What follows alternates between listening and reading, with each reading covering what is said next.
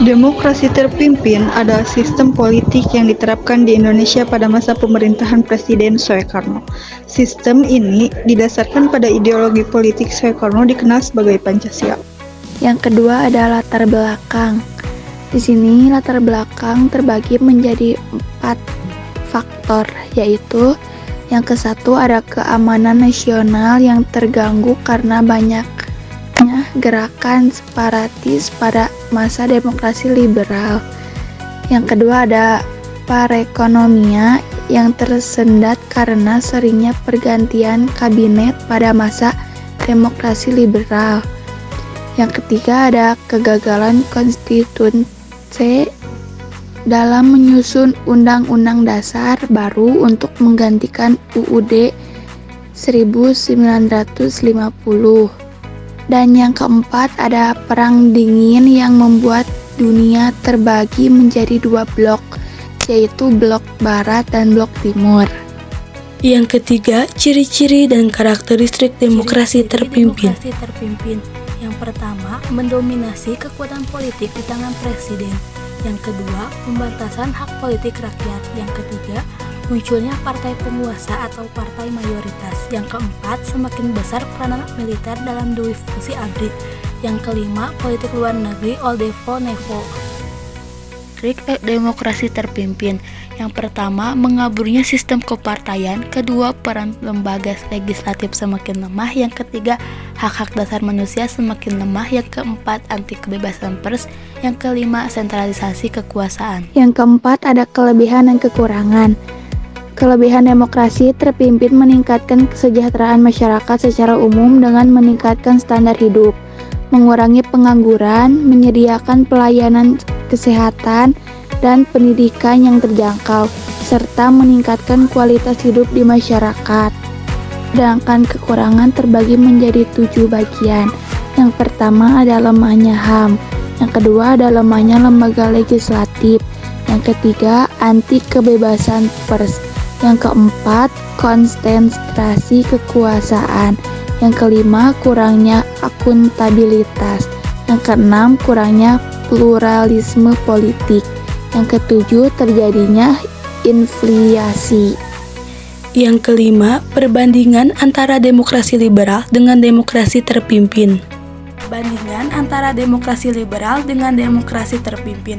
Yang pertama, undang-undang yang digunakan. Kedua, sistem pemerintah yang digunakan. Ketiga, sistem ekonomi yang digunakan. Keempat, dalam bidang pengambilan keputusan. Yang kelima, kondisi politik. Yang keenam, kebijakan politik internasional. Yang ketujuh, kedudukan parlemen atau DPR. Yang kedelapan, kebebasan pers. Dampak dari ekonomi demokrasi terpimpin adalah meningkatnya harga kebutuhan pokok, inflasi terjadi sangat tinggi hingga mencapai ratusan %, investasi dan ekspor barang merosot drastis, dan cadangan devisa negara mulai menipis. Dan ada juga dampak sosial dan budaya dari demokrasi terpimpin, di antaranya 1. Polarisasi sosial. Kebijakan politik yang memihak kelompok tertentu menyebabkan perpecahan di masyarakat. Terjadi penegasan identitas politik dan ideologi, terutama antara pendukung PKI, nasionalis, dan Islam. 2.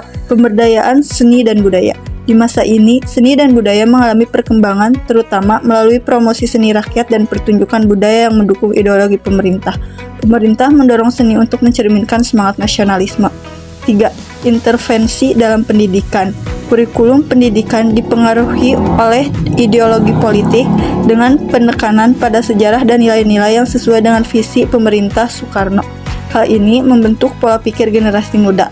4. Kekerasan dan intimidasi. Adanya tindakan represif terhadap lawan politik seperti penangkapan dan penghilangan tokoh-tokoh yang dianggap ancaman, menciptakan suasana ketakutan yang memengaruhi interaksi sosial.